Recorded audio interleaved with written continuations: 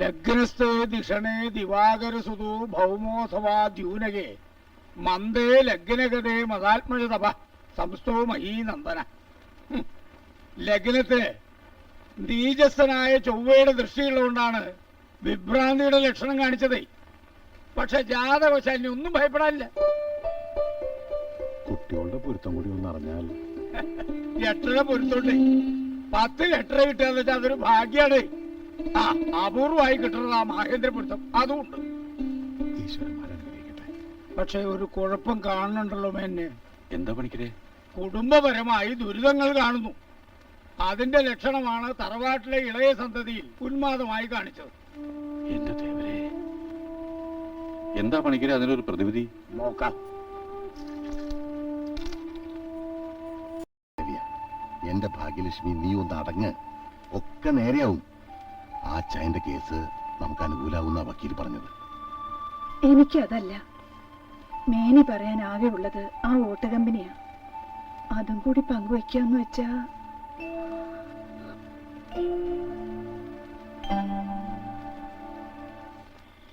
ആ കുരുത്തോല അങ്ങോട്ട് കെട്ടുക. ഒക്കെ അവൻ അറിയുന്നതല്ലേ, എന്നിട്ടും എന്താ ഇത്ര വൈകാൻ? എന്റെ കൂടെ നിന്ന് കർമ്മത്തിന് വേണ്ട ഒരുക്കങ്ങളൊക്കെ ചെയ്തു തന്നപ്പോഴേ സംശയം ഉണ്ടായിരുന്നു ഇത് മുങ്ങാനാണെന്ന്. നീ മിണ്ടരുത്. എവിടെ പോയാലും ഒരു കണ്ണ് അവനോടൊപ്പം ഉണ്ടാവണമെന്ന് ഞാൻ എപ്പോഴും പറയാറ്. ഒന്നല്ല, രാവണനെ പോലെ 10 തലയിലും മൊത്തം 20 കണ്ണുണ്ടായാലും ഇവന്റെ കാര്യത്തിൽ രക്ഷയില്ല. വരുന്നുണ്ട്. പേടിപ്പിച്ചു കളഞ്ഞില്ല മോനെ. മനുഷ്യനെ തീയിലിട്ട് വേവിക്കാൻ എവിടെയായിരുന്നു നീ? ഒന്ന് ഫോൺ വിളിച്ച് പറയാറില്ലേ നിനക്ക്? ഊട്ടമനയിൽ കൂലി നടക്കുന്ന ദിവസം ഇവിടെ കർമ്മം നടക്കുന്ന അവരെ പട്ടിണിക്കണോ? അത് ശരിയാ. വഴക്കൊന്നും വേണ്ട, നീ ഒന്ന് പോയി കുളിച്ചു വന്നേ. മുറിയിൽ തന്നെ അടയിരുന്ന നിന്റെ വലിയേട്ടന്റെ പ്രതിഷേധം. ദേഷ്യം മുഴുവൻ വല്ലിച്ചനോടാ.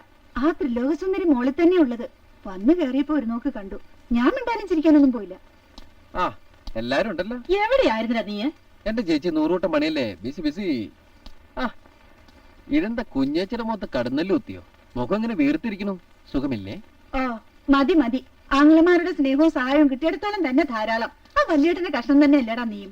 ചേച്ചി, വെറുപ്പും വിദ്വേഷമൊന്നും ഇല്ലാതെ പണ്ട് ഓണത്തിനും വിഷുവിനും ഒന്നും പോലെ സ്നേഹത്തോടെ എല്ലാവരും നേരി കാണാനാ ഞാൻ ഈ കർമ്മത്തിന് സമ്മതിച്ചു തന്നെ. അപ്പൊ ഒരുമാതിരി മക്കളൊക്കെ അവിടെ എല്ലാരും മുകളിലുണ്ട്. ആ,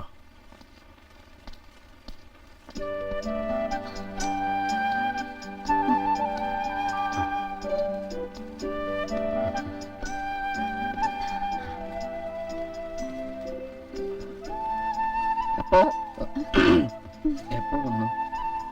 കുറച്ചു നേരായി.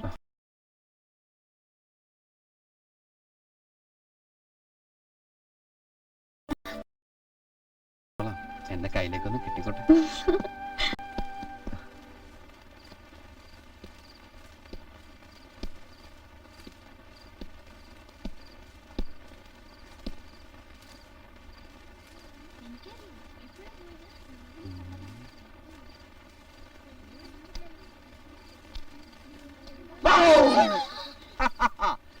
പേടിച്ചു അല്ലേ? ഭയങ്കര വാലുകളാ, പക്ഷെ തുമ്മിയെ പേടിക്കും.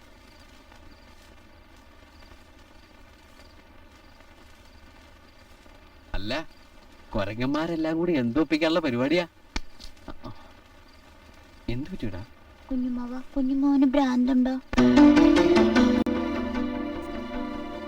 ഭ്രാന്തുണ്ടാ ഇത്ര ഇന്നെല്ലാരും വന്നത് കുട്ടൂസാ പറഞ്ഞേ.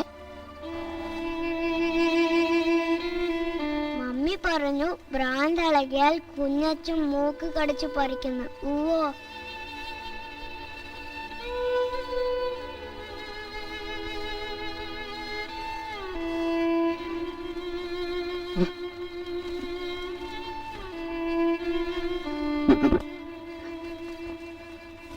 പേടിപ്പിക്ക കുഞ്ഞോ.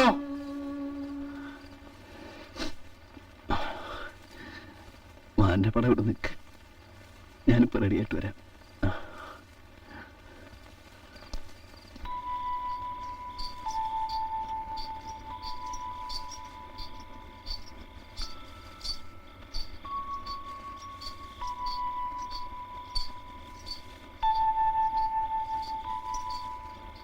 ഒക്കെ ശുഭായി മോനെ, ഈശ്വരന്മാര് നമ്മളെ കാത്തു.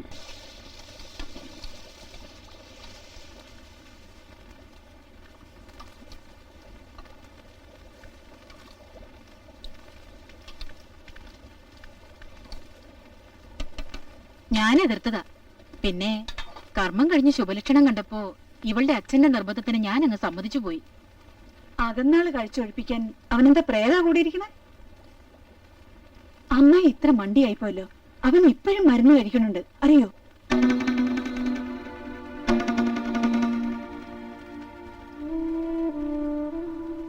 കുടുംബത്തിൽ തന്നെ ഒരു പെണ്ണിന് തീരാ ദുഃഖം ഉണ്ടാവരുത്. അതുകൊണ്ടായി പറയണേ. ആ, എനിക്കും ഉണ്ടല്ലോ 3 എണ്ണം. എന്താടി, നിനക്ക് വിഷമമുണ്ടോ? അവൾക്ക് അങ്ങനെയൊന്നും ഇല്ല. അച്ഛന്റെ അമ്മയുടെ ഇഷ്ടം അത്രേ ഉള്ളൂ, അല്ലേ മോളെ? നിന്റെ ഭാവിക്ക് വേണ്ടിയാ ഞാൻ പറയണേ. പൊട്ടിയ ചട്ടുകാലിയൊന്നും അല്ലല്ലോ. ഇതിനേക്കാൾ നല്ല ബന്ധം നിനക്ക് കിട്ടും. അപ്പൊ ഞാൻ ഇറങ്ങട്ടെ. ചേട്ടൻ പോലും അറിയാതെ വന്നത്. ചോറായി, ഇത്തിരി കൂടി നിന്നാ ഊണ് വെച്ചിട്ട് പോവാം. അയ്യോ വേണ്ട, പിള്ളേര് സ്കൂളിൽ നിന്ന് വരുന്നതിന് മുമ്പ് അങ്ങ് എത്തണം. പറ്റേ മോളെ.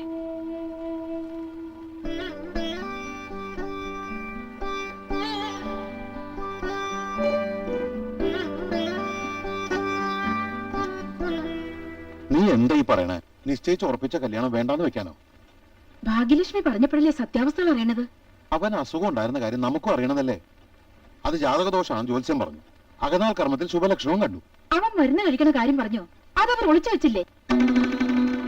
അല്ലെങ്കിൽ എനിക്കറിയാം, സ്വന്തം മോളേക്കാൾ കൂടെ പെങ്ങളുടെ മോനോടാ. എന്താ ദാക്ഷായണി നീ പറയുന്നത്? ഈ കല്യാണത്തിന് ഞാൻ സമ്മതിക്കില്ല. കൊടുത്ത വാക്ക് മാറാൻ എനിക്കും പറ്റില്ല.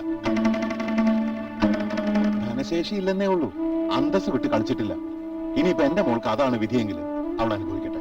എന്തു തന്നെയായാലും ഈ കല്യാണം ഞാൻ നടത്തും.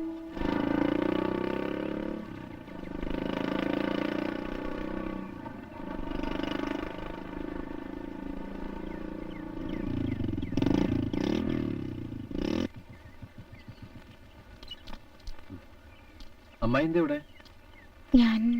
ഞാൻ നിന്നെ കാത്തു നിന്നതാ. എന്താ അമ്മായി? പറഞ്ഞോളൂ, എന്താ പ്രശ്നം? കുഞ്ഞിനൊന്നും തോന്നരുത്. ഈ കല്യാണത്തിന് രേണുക സമ്മതിക്കുന്നില്ല. കെട്ടാൻ പോണവൻ തലയ്ക്ക് സുഖമില്ലാത്തവനാണെന്ന് കൂട്ടുകാരികൾ കളിയാക്കിയത്രേ. പിന്നെ അവളും പറഞ്ഞു അവക്ക് പഠിക്കണമെന്ന്. ഇപ്പൊ കല്യാണം വേണ്ടെന്ന്. എനിക്ക് ആണായിട്ടും പെണ്ണായിട്ടും ഒന്നല്ലേ ഉള്ളൂ. അവളുടെ ജീവിതം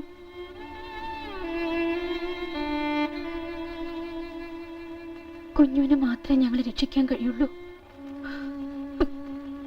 ഞാൻ കുഞ്ഞുവിന്റെ കാല് പിടിക്കാം. എന്താ അമ്മായി ഇത്? ഈ കല്യാണം നടക്കരുത്, അത്രയല്ലേ ഉള്ളൂ. അത് ഞാൻ ഏറ്റു. നിങ്ങളെയൊക്കെ വേദനിപ്പിച്ചോണ്ട് ഈ കുഞ്ഞിനൊന്നും നേടണ്ട, ഒരു സൗഭാഗ്യവും വേണ്ട. എന്താ വിശ്വാസമായില്ലേ? ഈ കല്യാണം നടക്കാതിരുന്നാ പോലെ. അമ്മായി ധൈര്യമായിട്ട് പൊക്കോളൂ.